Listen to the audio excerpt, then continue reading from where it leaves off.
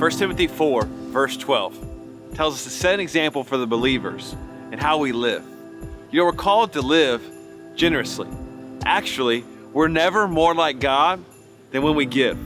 John 3, verse 16 says, "For God so loved the world that he gave. He gave his one and only son. He saw a need and he gave to it." Now think about seeds. The Bible, the New Testament's full of this principle of sowing and reaping. If I have these seeds in my hand and I close my fist and I hold on to them, that's all I'm ever gonna have. Never any more, never any less. I'm gonna hold on to them.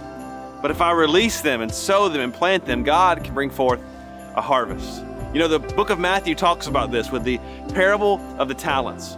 A master gave one servant 5, one 2, and the last one he gave 1. The master went away and the servants, the first 2, they invested it. The one with 5, the one with 2, they invested it and they multiplied. They saw a return on their investment. That last servant, he was given 1 talent. And so he was only given 1. He decided, I'm gonna hold on to it. I'm gonna keep it in my hands. When the master returned, he talked to the servants, and the first 2, he said, "Well done, good and faithful. You were faithful what was given to you. You invested it."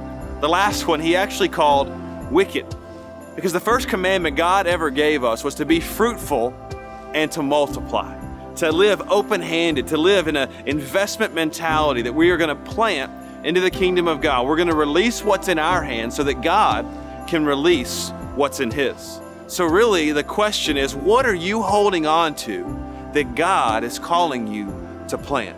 When you get to the end of your life, will you have a storehouse full of seeds or a field full of fruit, full of the harvest that you've planted and that God has brought forth?